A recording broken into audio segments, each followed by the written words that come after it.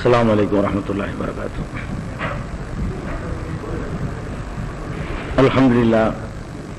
அல்ஹம்துலில்லாஹி நஹ்மதுஹு வ நஸ்தஈனுஹு வ நஸ்தக்ஃபிருஹு வ நுமினு பிஹி வ நதவக்கலு அலைஹி வ நஊது பில்லாஹி மின் ஷுரூரி அன்ஃபுஸினா வ மின் ஸய்யிஆத்தி அமாலினா மன் யஹ்திஹில்லாஹு ஃபலா முضில்ல லஹு வ மன் யுضلில்ஹு ஃபலா ஹாதிய லஹு. வ அஷ்ஹது அன் லா இலாஹ இல்லல்லாஹு வஹ்தஹு லா ஷரீக லஹு வஅஷ்ஹது அன்ன முஹம்மதன் அப்துஹு வ ரசூலுஹு அம்மா பஅத். கண்ணியத்திற்குரிய எல்லாம் வல்ல அல்லாஹ் ஜல்ல ஷானஹு தஆலாவின் நல்லடியார்களே, அல்லாஹுடைய பேரருளால் இந்த புனிதமிக்க ரமலான் மாதத்தின் முதல் நாளில் நாம் எல்லாம் இங்கே பெரும் திரளாக குழுமி இருக்கிறோம். இந்த மாதம் முழுவதும் நபிமார்கள் வரலாறு என்ற தலைப்பின் கீழ் திருமறை குர்ஆனுடைய சான்றுகளின் அடிப்படையிலும் நபிகள் நாயகம் ஸல்லல்லாஹு அலைஹி வஸல்லம் அவர்களுடைய போதனைகளின் அடிப்படையிலும் நபிமார்களுடைய வரலாறுகள் உங்களுக்கு சொல்லப்பட இருக்கிறது. ரமலானில் என்ன பண்ணோம்னா ஈமானின் கிளைகள் என்ற தலைப்பை எடுத்துக்கொண்டு அல்லாஹ் பத்தின விஷயத்தை மட்டும் தவிர்த்து கொண்டு, ஏன்னா அதுக்கு ஒரு வருஷம் முழுசா அது முடிச்சுட்டோம், ஒரு மாதம் அதை நீக்கிவிட்டு வானவர்களை நம்புறதுல இருந்து மற்ற எல்லா நம்பிக்கைகளையும் ஈமானுடைய எல்லா கிளைகளையும் பற்றி விளக்குவதற்காக வேண்டி 2001 வருஷத்துல அந்த ஈமானின் கிளைகள் என்ற தலைப்பில் உங்களுக்கு நிகழ்ச்சி தரப்பட்டது.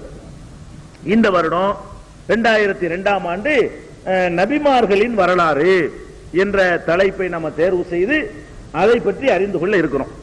இந்த நபிமார்கள் முதல் நாளா இருக்கனால இதுல 15 நிமிஷம் போயிடுச்சு. அதனால இன்னைக்கு மட்டும் என்ன செய்வோம், ஒரு 3:15 முடிப்போம். 10:11 11:15 முடிக்கிறா சொன்னோம் இல்லையா, இதுல 15 நிமிஷம் போய்கிட்டோம்ல. அதனால அந்த 15 நிமிஷத்தை முதல் நாளைக்கு என்ன செய்வோம், கொஞ்சம் இழுத்து 11:30 முடிப்போம். மற்ற நாள்ல எல்லாம் 11:15 இன்ஷா அல்லாஹ் முடிஞ்சிடும். 10:30 ஆச்சு, அதனால சொல்றேன். இப்ப நான் டாபிக் போனா கரெக்டா உங்களுக்கு நேரம் கிடைக்கும்.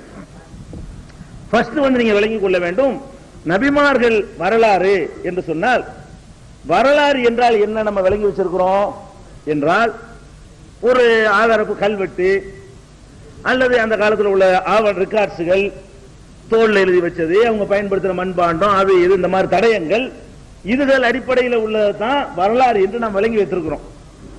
நபிமார்கள் வரலாறுன்னு சொன்னீங்கன்னா, இப்ப நபிமார்களுடைய காலங்கள்ல எல்லாம் அந்த வரலாறுலாம் இருந்துச்சா? கல்வெட்டு எழுதுற வழக்கம் இருந்ததாண்டா? இல்ல. ஆதம் அலைஹிஸ்ஸலாம் வந்து கல்வெட்டை எழுதி வச்சுட்டு போனாங்க. அவங்க என்ன செஞ்சாங்கன்னு நம்ம கண்டுபிடிக்கிறதுக்கு அப்படி ஏதாவது கல்வெட்டு உண்டா? இல்ல. அல்ல ஆதம் அலைஹிஸ்ஸலாத்துடைய வாழ்க்கை வரலாற அவங்க பிள்ளைங்க எல்லாம் எழுதி வச்சுங்க, வாப்பா இப்படித்தான் வாழ்ந்தாரு புக்கு வெளியிட்டு போனாங்களா? அதுவும் இல்ல. வரலாறுகள் எல்லாம் எப்ப ரெக்கார்டு செய்யப்படுதுன்னு சொன்னா ஒரு 2000 ஆண்டுகளாகத்தான், ஒரு 2000 ஆண்டுகளாக உள்ளவர்களுக்கு தான் வரலாறு என்று எழுதி தோலிலையோ மட்டையிலையோ பட்டையிலையோ எலும்புகள்லையோ கல்வெட்டுகள்லையோ எழுதி வைக்கிற பழக்கம். அந்த வரலாறு எழுதுறது என்பது ஒரு 2000 ஆண்டுகளாகத்தான் வரலாறு இருக்கிறது. அப்ப 2000 வருடத்தில் உள்ளவர்களுக்கு தான் நீங்க அந்த ஆவணங்கள், கல்வெட்டு, அது இதெல்லாம் சான்றுகளை பார்க்கலாம். இந்த 2000 வருஷத்துல எத்தனை நபியை நம்ம சொல்ல முடியும்னு கேட்டா 2 பேரை தான் சொல்ல முடியும். ஒன்னு ஈசா நபி, இன்னொரு நபிகள் நாயகம் ஸல்லல்லாஹு அலைஹி வஸல்லம். மீதி உள்ள நபிமார்கள்லாம் 2000 வருஷத்துக்கு முன்னாடி போயிட்டாங்க. எந்த நபியை பத்தி நீங்க பேசுவதாக இருந்தாலும் எல்லா நபிமார்களுமே 2000 வருஷத்துக்கு முந்தி போயிட்டாங்க. அப்ப இப்படி வரலாறு சொல்ல முடியும்? எதை வச்சு சொல்றது? கல்வெட்டா இருக்க போது. அப்ப நபிகள் நாயகம் ஸல்லல்லாஹு அலைஹி வஸல்லம் அவர்களுக்கு முன்பு வாழ்ந்து மறைந்த நபிமார்களுடைய வரலாறை சொல்வது என்று சொன்னால் அவர்களுடைய வரலாற்றை நிரூபிக்கக்கூடிய தடயங்கள் எதுவும் நமக்கு கிடைக்காது. அவர்கள் விட்டு சென்ற பொருள்கள் எதுவும் நம்ம இடத்துல இல்லை. அவர்கள் பதிவு செய்து விட்டு போன கல்வெட்டுகளோ செப்பு பட்டயங்களோ எதுவுமே நமக்கு கிடைக்காது, கிடைக்கவில்லை. அப்ப என்னத்துக்கு நபிமார்கள் வரலாறுன்னு சொல்றோம்? எதை வச்சு நபிமார்கள் வரலாறு அறிந்து கொள்வதுன்னா ஒரு வழியில் மட்டும்தான் அறிந்து கொள்ள முடியும். வரலாற்றுக்கு முந்தைய விஷயங்களை நாம் அறிந்து கொள்வதாக இருந்தால் வஹீயின் அடிப்படையில் மாத்திரம்தான் அறிய முடியும். அதாவது 2000 வருஷம் வரலாறு கிடையாது. படைத்த இறைவன் நமக்கு சொன்னால் அதைத்தான் நம்ப முடியுமே தவிர வேற நம்ம இடத்துல எதுவும் கிடையாது. 2000 வருஷத்துக்கு முந்தின யாரை பற்றி பேசுவதாக இருந்தாலும் அதுல என்ன கிடையாது, எந்த விதமான சான்றுகளை நமக்கு காட்ட முடியாது. அப்படி ஒருத்தர் வாழ்ந்தார் என்பதை கூட உங்களால் தடயங்கள் அடிப்படையில் நிரூபிக்க முடியாது. 2000 வருஷத்துக்கு முந்தைய இருந்த சில நபிமார்கள் விட்டு சென்ற சில பொருள்களை வைத்து வந்தால் அப்படி ஒருத்தர் வாழ்ந்தார்னு சொல்ல முடியும். அந்தந்த நபிமார்கள் வரலாறு வரும்போது நம்ம சொல்லுவோம் அதை. மற்றபடி பெரும்பாலான நபிமார்களுக்கு வாழ்ந்தார்கள் என்று கூட உங்களால் நிரூபிக்க முடியாது. ஐயப்ப நபி வாழ்ந்தாரு, என்னத்தை வச்சு வாழ்ந்தாரு, எங்க இருக்கு வாழ்ந்தாருன்னா என்ன இருக்கு, அவர் என்ன வச்சுக்கிறீங்க அவர் வாழ்ந்தார், ஒண்ணும் இல்ல. அப்ப நபிமார்கள் வரலாறு என்று சொன்ன நீங்க என்ன வழங்கணும்னு கேட்டா, நபிமார்களை பற்றி நமக்கு தெரியாது, வரலாற்று ஆவணங்களும் இல்லை. நபிமார்களை வரலாறு என்று நான் ஒன்றை சொல்வதாக இருந்தால் அதை அல்லாஹ் சொன்னால் மாத்திரம் நான் நம்பணும். இல்லை என்று சொன்னா அல்லாஹ்வுடைய ரசூல் சொன்னால் மாத்திரம் தான் நம்பணும். வேற யாராவது என்னத்தையாவது நபிமார்கள் வரலாறுன்னு சொன்னாங்கன்னு சொன்னா கண்டிப்பா அது கற்பனையா தான் இருக்கும். இப்ப நானே ஆதம் அலைஹிஸ்ஸலாம் வரலாறுன்னு என்ன தேட விட்டு அடிச்சுட்டு போகலாம், நீங்க ஏன் கேட்க போறது இல்ல அப்படின்னு வரலாறு ஆயிருமா? வரலாறு ஆகாது. அப்ப நம்ம என்ன பண்றோம்னு கேட்டா, நபிமார்கள் வரலாறு என்று சொன்ன உடனே நான் சொன்னாலும் சரி வேற யாரு சொன்னாலும் சரி நீங்க என்ன கேட்கணும், எந்த குர்ஆன் வசனத்திலிருந்து இதை நீங்கள் எடுத்தீர்கள் கேட்கணும். நபிமார்கள் வரலாறு என்று யாராவது உங்கள்கிட்ட சொன்னாங்கன்னு சொன்னா, ஏதாவது ஒரு சம்பவத்தை சொன்னாங்கன்னா இந்த சம்பவம் குர்ஆனில் எந்த வசனத்தில் எந்த அத்தியாயத்தில் கூறப்பட்டிருக்கிறது அப்பதான் நீங்க நம்பணும். இல்லன்னா நபிகள் நாயகம் ஸல்லல்லாஹு அலைஹி வஸல்லம் அவர்கள் இந்த சம்பவத்தை சொன்னதாக எந்த நூலில் பதிவு செய்யப்பட்டிருக்கிறது கேட்கணும். நீங்க ரெண்டுமே இல்ல அப்ப போய் அதாவது வரலாறுன்னு ஒண்ணு நம்மள்ட்ட சொல்றாரு ஒருத்தர், அது குர்ஆன்லயும் இல்ல, நபிகள் நாயகம் ஸல்லல்லாஹு அலைஹி வஸல்லம் சொல்லல, அப்ப என்ன அதுக்கு அர்த்தம்? பொய். வேற எப்படி உனக்கு தெரியும்? எதை வச்சு இப்படி நடந்துச்சுன்னு நீ கண்டுபிடிச்சீங்க என்ற கேள்வி வந்துடும். இந்த நபிமார்கள் வரலாறு என்று சொல்ல வேண்டிய தலைப்பை தேர்ந்தெடுத்ததுக்கு கூட முக்கியமான காரணம் என்னன்னு கேட்டா, இந்த நபிமார்கள் வரலாறு என்ற தலைப்பில் தான் ஒரு தலைப்பில் நிறைய புத்தகம் வந்திருக்குங்கிறது இருக்குல்ல, அப்படி ஆய்வு பண்ணி பாத்தீங்கன்னா இதுல தான் நிறைய புக் வந்திருக்கு. இது நல்ல பெரிய புக்கா போகும், நல்ல விலைக்கு போகும். சின்ன சின்னதா எதுனா ஒரு வருஷம் இருக்கு, என்ன ரேட்டுக்கு போக போகுது? இப்படி நல்ல வால்யூமா எழுதுறாதான் நல்ல காசுக்கு போகும். அதுக்காக வேண்டி பாத்தீங்கன்னா நபிமார்கள் வரலாறுங்கிற பேர்ல சாகுல் அமீது அன்சன்ஸ்ல இருந்து அவர் ஒண்ணு போட்டிருக்காரு நபிமார்கள் வரலாறு. எம்ஆர்எம் அப்துல் ரஹீம் அவர் ஒரு பக்கம் திரியம் பாப்பே, அவர் என்ன யூனிவர்சல், அவர் என்னன்னா 2 வால்யூம் 3 பெருசா போட்டிருக்கிறாரு, பயங்கரமான பெருசா. அதுக்கப்புறம் திருச்சியில இருந்து குலாம் ரசூல் ஒரு ஆளு, அவரு ஒரு நபிமார்கள் வரலாறு போட்டிருக்கிறாரு. அதுக்கப்புறம் அப்துல் கஃபார்னு சொல்லி ஒரு ஆள், அவரு ஒரு நபிமார்கள் வரலாறு நல்லா பெருசா போட்டிருக்கிறாரு. இதுகளை எல்லாம் நான் படிச்சு பார்த்தேன். இதுக்காக வேண்டி இதை நம்ம நபிமார்கள் வரலாறு தலைப்பை தேர்ந்ததுக்காக வேண்டி காசு கொடுத்து வாங்கி, முஸ்லீம் மீடியா அட்ரஸ்ல இருந்து காசு கொடுத்து வாங்கி இந்த நபிமார்கள் வரலாறு, இந்த நபிமார்கள் வரலாறு, இந்த நபிமார்கள் வரலாறு, கசசுல் அம்பியான்னு சொல்லி சாகுல் அம்பியான்னு சொல்லி வரலாறு தமிழ்ல உள்ளதுதான். இப்படியான நூல்களை எல்லாம் வாங்கி A to Z முழுசா படிச்சுட்டேன். அதுக்கு தான் நேரம் ரொம்ப ஒதுக்கினேன். படிச்சு பார்த்தோம்னு சொன்னா கண்டிப்பா நபிமார்கள் வரலாறு சொல்லப்பட வேண்டிய வரலாறு. ஏன்னா அவ்வளவு 99 கழிக்க வேண்டியிருக்கு. இந்த நபிமார்கள் வரலாறு எழுதி வச்சிருக்கிறாங்களே, இதுல ஒரு 25 தேடி ஒரு 75 கழிக்கிற மாதிரி இருந்தா மனசாரி போயிடும். 99 கழிச்சுட்டு 1% தான் உண்மை இருக்கு. அந்த 1% என்ன தெரியுமா? பேர் மட்டும்தான். ஆதமு மூசா அது மட்டும் நெசம் என்ற அளவுக்குங்க. புழுகிறதுக்கு ஒரு அளவு இல்ல. குர்ஆனுக்கு எதிராக ஹதீஸ் எதிராக வேற, அது ஆதாரம் இல்லாமல் புழுகுவதை ஓரளவுக்கு மன்னிக்கலாம். இவங்க எப்படி புழுகி இருக்கிறாங்கன்னு கேட்டா, குர்ஆன் ஒண்ணு சொல்லுது அதுக்கு மாற்றமா புழுகிறாங்க. எதிரா குர்ஆனுக்கு எதிராக புழுகி இருக்கிறார்கள். நபிகள் நாயகத்தினுடைய அறிவுரைகளுக்கு போதனைகளுக்கு எதிராக புழுகி இருக்கிற காட்சியை பார்க்கிறோம். இப்போ உதாரணத்துக்காக நான் சொல்றேன், நபிமார்கள் வரலாறுன்னு சொன்னோம் எப்படி ஆரம்பிப்பான்னு கேட்டா, நபிமார்கள் இருந்து ஆரம்பிக்க மாட்டாங்க. பக்கம் பெருசா வரணும்ல, நம்மளும் அப்படித்தான் ஆரம்பிக்க போறோம். நபிமார்களை திடீர்னு ஆரம்பிக்காம அல்லாஹ்வுல இருந்தே வந்துட போறோம். ஸ்டார்டிங்ல என்ன இருந்துச்சு அதுல இருந்து வந்தா கரெக்டா இருக்கும். அப்ப அல்லாஹ் மட்டும் இருந்தா அப்புறம் எப்படி எப்படி என்னென்ன எப்படி எப்படி படைக்கப்பட்டது, என்ன நமக்கு சான்றுகள் கிடைக்குது என்பதை எல்லாம் சொன்னாதான் நபிமார்கள் வரலாறு கரெக்டா இருக்கும். திடீர்னு ஆதம் வர முடியாது. ஆதமுக்கு முன்னாடி உள்ள பல விஷயங்களை நம்ம சொல்லி ஆகணும். அப்ப அந்த மாதிரி பார்க்கும் பொழுது நீங்கள் ஒருவருடைய நபிமார்கள் வரலாறு எழுதி வச்சிருக்காரு. என்னன்னு கேட்டா, அல்லாஹ் முதலாவது ஒரு ஒளியை படைச்சான். நூரே முகம்மது என்ற ஒளியை படைச்சானா. ஃபர்ஸ்ட் அல்லாஹ் எதை படைச்சானா? நூரே முகம்மது என்ற ஒரு ஒளியை படைத்தான். அந்த ஒளியில இருந்துதான் மீதி உள்ள அண்ட சராசரங்களை எல்லாம் படைச்சான். ஃபர்ஸ்ட் என்னத்தை அல்லாஹ் படைச்சிருக்கானா? நூரே முகம்மது, ரசூலுல்லாஹ்வுடைய நூறுன்னு ஒன்று இருந்தான். ரசூல் ஸல்லல்லாஹு அலைஹி வஸல்லத்தை புகழ்றோங்கிற பேர்ல ரசூலுல்லாஹ்வுடைய ஒளியை தான் அல்லாஹ் மட்டும் இருந்தான்ல, இருந்த அல்லாஹ் முதல்ல எதை படைச்சான்னு சொன்னா நூறுங்கிற ஒரு ஒளியை படைச்சான். அந்த ஒளியை படைச்ச பிறகுதான் அல்லாஹ் என்ன செய்யறான், அதுல இருந்துதான் சூரியன் சந்திரன் பூமி மற்ற எல்லாத்தையும் படைத்தான் என்று சொல்லி வச்ச மாதிரி எல்லா புத்தகங்களையும் இந்த நபிமார்கள் வரலான்னு எழுதிருக்காங்க இல்லையா, எல்லா நூல்கள்லையும் அதை எழுதி வச்சிருக்கிற காட்சியை பார்க்கிறோம். அதுக்கடுத்து என்ன பண்ணிருக்காங்கன்னா, அந்த ரெண்டாவதா அல்லாஹ் வந்து படைச்சது ஆத்மாவை படைத்தானா. இவங்களா கண்டுபிடிச்சு பாருங்க, அல்லாஹ் எதை படைச்சான்னு சொல்றதா இருந்தா அதுக்கு உரிய குர்ஆன் வசனம் எது? குர்ஆன்ல எந்த இடத்துலயாவது நான் ஃபர்ஸ்ட் படைத்தது நூரை முகமதின்னு இருக்குதா? இல்ல. அல்லது நபிகள் நாயகம் ஸல்லல்லாஹு அலைஹி வஸல்லம் அவர்கள் என்னுடைய ஒளியைத்தான் அல்லாஹ் முதலில் படைத்தான் என்று சொன்னார்களா? அப்படின்னு சொல்லல. அல்லாஹ்வும் சொல்லல, அல்லாஹ்வுடைய ரசூலும் சொல்லாமல் என்ன செய்கிறார்கள்னா, முதல்ல அல்லாஹ் வந்து நூரை முகமதை படைச்சான். இதெல்லாம் வந்து இந்த ஒரு நபிமார்கள், இந்த நபிமார்கள் வரலாறுங்கிற புத்தக சரிதை, நபிமார்களின் சரிதைங்கிற புத்தகத்துல எழுதப்பட்ட செய்தி நான் சொல்லிட்டு வர்றதுனா, இரண்டாவது அல்லாஹ் வந்து ஆத்மாவை படைச்சானா. அதாவது ஒளியை படைச்சு முடிச்ச உடனே ஆத்மா இருக்குல்ல, ஒவ்வொருத்தருடைய ஆத்மா உயிர்கள், அந்த ஆத்மாக்களை அல்லாஹ் படைச்சான் அப்படின்னு எழுதி வச்சுக்கிறாங்க. மூன்றாவதா எழுதுகோலை படைச்சான், உட்கார்ந்து பார்த்துக்கிட்டு இருந்த மாதிரி. ரெண்டாவது ஆத்மாவை படைச்சான், மூணாவது வந்து எழுதுகோலை படைச்சான், நாலாவது அறிவை படைச்சான். இந்த நபிமார்கள் சரிதைங்கிறதுல வந்து படைச்சிட்டானாம். அது மட்டும் இல்ல, இந்த கிஸ்ஸாக்களை கேளுங்களேன். நபி ஆதமுக்கு முந்தி உள்ள கப்சாக்களை கொஞ்சம் சொல்றேன் உங்களுக்கு புரிஞ்சுக்கிறதுக்காக வேண்டி. இந்த நூரை முகமது அல்லாஹ் படைச்சான்ல, அது படைச்சு எவ்வளவு நாளைக்கு பிறகு எல்லாம் படைச்சான் தெரியுமா? அதுக்கும் அந்த ரெக்கார்டு வச்சிருக்காரு அவர். நூரை முகமதியாங்கிற ஒளியை படைச்சு 9 லட்சம் வருஷமா, 9 லட்சம் வருஷம் கடந்த பிறகுதான் மற்றதெல்லாம் படைச்சான். அல்லாஹ் ஃபர்ஸ்ட் வந்து ரசூலுல்லாஹ்வுடைய ஒளியை படைச்சு வச்சுட்டானா. அது எவ்வளவு நாளைக்கு வச்சுட்டான்னு கேட்டா 9 லட்சம் வருஷம் அப்படி வச்சுட்டானா. அது 9 லட்சம் வருஷம் அல்லாஹ்வை தஸ்பீஹ் பண்ணிட்டு இருந்துச்சான். அந்த நூறு, இந்த ஒளி உட்கார்ந்துகிட்டு அல்லாஹ் வந்து 9 லட்சம் வருஷம் தஸ்பீஹ் பண்ணிட்டே இருந்துச்சான். அதுக்கு பிறகு அதுல இருந்து மற்ற விஷயங்களை எல்லாம் அந்த ஒளியில இருந்து கொஞ்சம் கொஞ்சமா எடுத்து மற்றதை எல்லாம் அல்லாஹ் படைச்சான்னு சொல்லி அதே புக் நபிமார்கள் சரிதைன்னு இப்ப சொன்னேன் இல்லையா, அந்த நூல்லையே எழுதி வச்சுக்கிற காட்சியை பார்க்கிறோம். அதுலயே வருது பாருங்க, அல்லாஹ்வுக்கு அரிசி இருக்கு, நம்ம எல்லாம் வழங்கி இருக்கிறோம். இதுகள் எல்லாம் எந்த ஆதாரம் இல்லாது நான் சொல்லி காட்டுற அந்த செய்தி இருக்குத, நபிமார்கள் சரிதை என்ற பெயர்ல எழுதியிருக்கிறாங்க.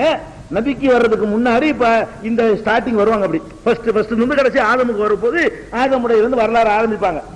அடுத்து என்ன செய்யறாங்கன்னு கேட்டா, அரிசி இருக்குல்ல, அல்லாஹ்வுடைய அரிசி இருக்கு, அரிசிக்கு கீழே ஒரு சேவல் ஒண்ணு இருக்கான். அரிசிக்கு கீழே என்ன இருக்குதான், இந்த அது நபிமார்கள் சரிதையில தான் இருக்குது. அரிசிக்கு அருகில் என்ன இருக்குது, ஒரு சேவல் இருக்குது. அந்த சேவல் எப்படி சேவல்னு கேட்டா, ஒரு இறக்கை இருக்குல்ல, ஒரு சிறகு, அதை நீட்டுச்சுன்னா கிழக்கை தொடுமா, இன்னொரு சிறகை நீட்டினா அது வந்து மேற்க தொட்டுருமா. அவ்வளவு பிரம்மாண்டமா இருக்குமா, கிழக்கு இந்த பக்கம் அவ்வளவு பெருசா போகுமா. அவ பெரிய ராட்சச சேவல் ஒண்ணு இருக்குதான். அது மட்டும் இல்லையா, அது கூவுமா டெய்லி. அது கூவுறத கேட்ட உடனேதான் உலகத்துல உள்ள சேவல்லாம் கூவுதான். இப்போ உங்க வீட்டுல சேவல் கூவுதுன்னா அது கூவுனதை கேட்ட பிறகுதான் என்ன செய்யுதான், கூவுது. அதுவும் இந்த நபிமார்கள் சரிதை எழுதியிருக்கிறாங்க. இது எந்த குர்ஆன்ல இருக்குது? அரிசிக்கு அடியில சேவல் இருக்குதுன்னு சொல்லி எந்த ஆயத்தில் இருக்குது? இல்ல. நபிகள் நாயகம் ஸல்லல்லாஹு அலைஹி வஸல்லம் சொன்னாங்களா? இல்ல. நீங்க வாழுகிற இந்த அறிவியல் நவீன யுகத்துல அறிவியல் பூர்வமாய் சாத்தியமா? சேவல் கூவாத நேரம் எது? ஒவ்வொரு செகண்டும் கூவுகிறது. சேவல் கூவாத நேரம் இருக்கா உலகத்துல? உலகத்துல சேவல் கூவாத நேரமே இல்ல.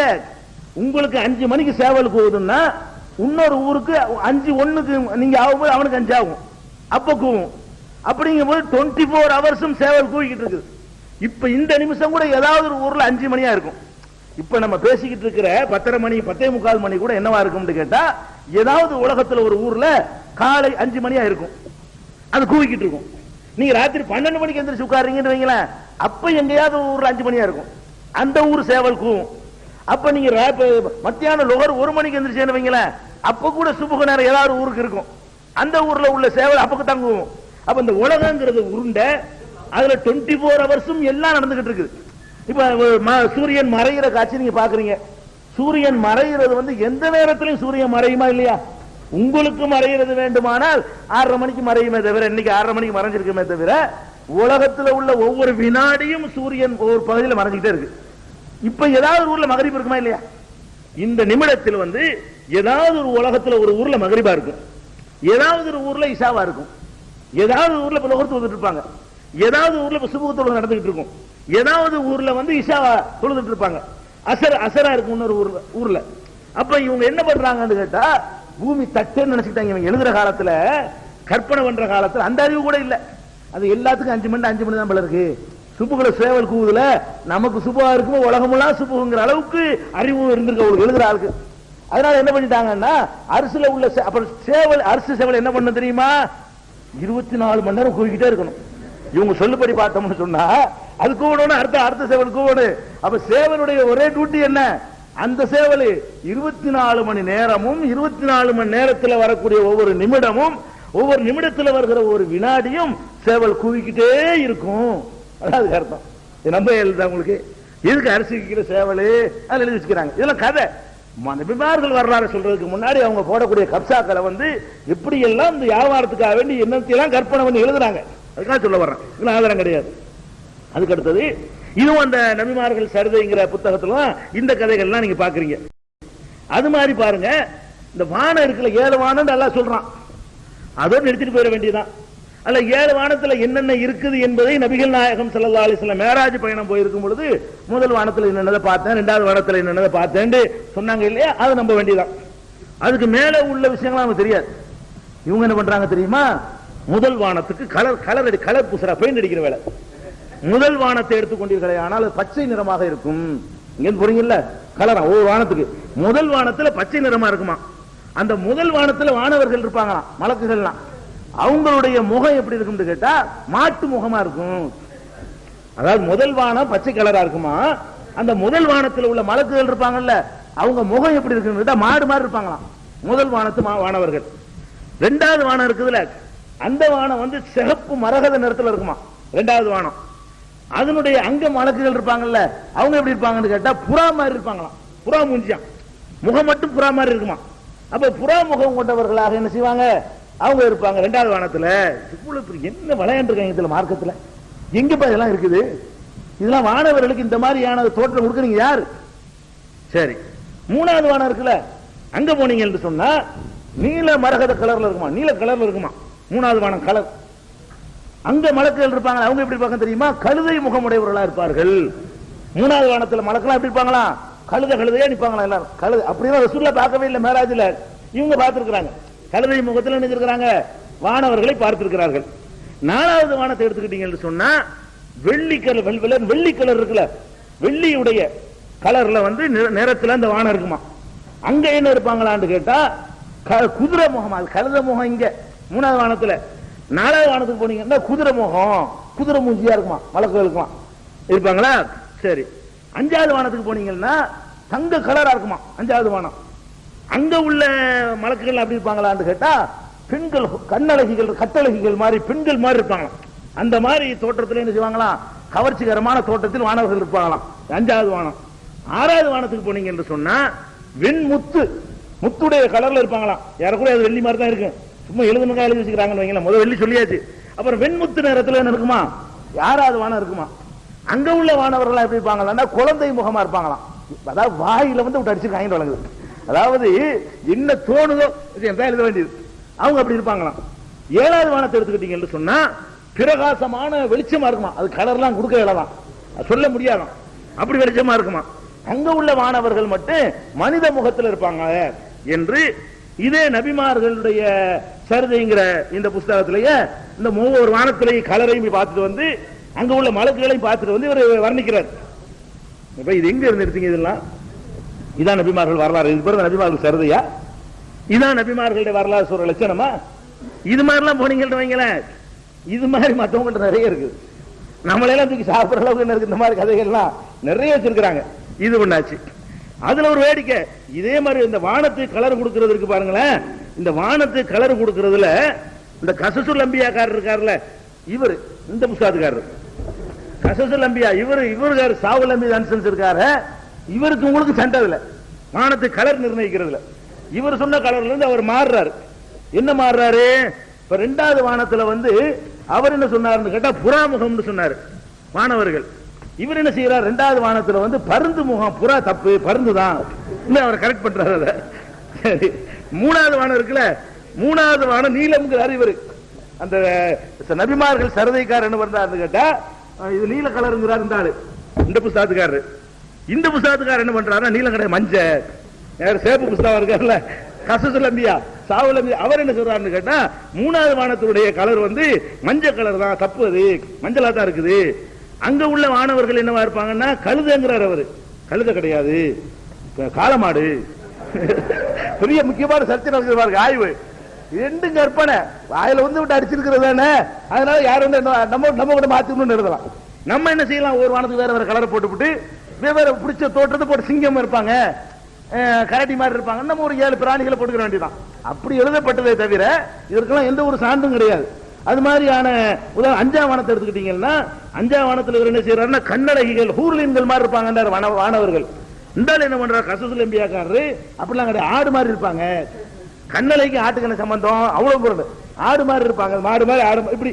இப்ப வானவர்களுடைய தோற்றத்தை பத்தி கற்பனை பண்ணி என்ன பாருங்க நபிமார்கள் வரலாறுன்னு சொல்லி இது ஒன்னாச்சா. சரி, அதுக்கப்புறம் இது ஒரு கப்சா. இதெல்லாம் பொய்ங்கிற முதல்ல சில பொய்களை தெரிஞ்சுக்கிட்டாதான் உண்மைகளை வந்து எதுக்காக இந்த தலைப்பை எடுத்தோம், நம்ம எப்படி நம்ம இதெல்லாம் எதுக்கு நான் கேட்கிறேன்னு கேட்டா, இதுக்கு என்ன ஆதாரம், யாரு இது ஒண்ணு சொன்னா இது வகி வச்சா உனக்கு, எப்படி இதை கண்டுபிடிச்சீங்க நீங்க? அல்லாஹ் சொன்ன ரசூல் சொல்லணும், எதுவும் காட்டுறது கிடையாது. ஏதாவது ஒரு பேரை போட்டுருவாங்க, என்ன போட்டுருவாங்கன்னா வகுப்பு சொன்னாரு ககுப்பு சொன்னாருன்னு பேரை போட்டிருப்பாங்க. அவர் யாரு நமக்கு தெரியாது, வகுப்பு சொன்னாரு ககுப்பு சொன்னாரு அப்படின்னு 4 பேரை போட்டு இந்த எழுதி விட்டுருக்கு.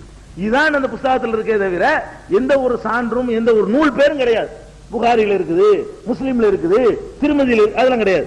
சும்மா அவர் சொன்னார், இவர் சொன்னார், இப்ராஹிம் சொன்னார், முஸ்தபா சொன்னார், ஒரு பேர் பேரா இப்ராஹிம் சொன்னார், முஸ்தபா சொன்னார், அரபுல சில பேர்களை போட்டு எழுதி வச்சுக்கிறாங்க. சரி, அதுக்கப்புறம் இந்த அல்லாஹ் வந்து நூற முகமது படைச்சான்ல ஒளிய, அது எப்படி படைச்சான ஒளின்னு சொல்லி விட்டா பரவாயில்ல, மறுபடியும் ரிப்பீட் ஆகுறாரு. அந்த ஒளி எப்படி படைச்சான்னு சொன்னா அதை சேவல் வடிவத்தில் படைச்சான். இந்த ஆளு இதை கோழிக்கறி சாப்பிடுறது ரொம்ப விருப்பமான நினைக்கிறேன். அரிசிக்கு கிளை சேவல், நூற முகமது சேவல், ஒரே சேவல் யாபத்தில் இருக்கிறார். அப்ப என்ன யாபத்தில் எழுதுறாலும் தெரியல. அதுல என்ன வருது, நூறே முகமது இருக்கு பாருங்களேன், அது சேவலுடைய தோற்றத்தில் இருந்தது. அந்த ஒவ்வொரு சேவலுடைய இறகு இருக்குல்ல, சிறகுல உள்ள ஒவ்வொரு இறகில் இருந்தும் ஒவ்வொரு துளி உழுவுமா தண்ணி, ஒரு துளும்பு நவுன, அந்த துளியில் இருந்துதான் நபிமார்கள் படைக்கப்பட்டார்கள்.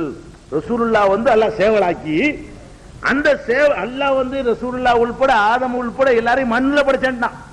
டோட்டலா என்ன பண்ணிட்டான், அல்லாஹ் பண்ணிட்டான், மண்ணுட்டான் எல்லாரையும். இவங்க என்ன பண்றாங்கன்னா ரசூலுல்லாஹ் நூற முகமதுல படைச்சு அந்த நூற முகமது சேவலாக்கி, அந்த சேவலுடைய இறக்கையில இருந்து ஒவ்வொரு இறக்கையிலும் நிறைய சிறகு இருக்கும்ல, ஒவ்வொரு சிறகில் இருந்தும் துளி சிந்துமா.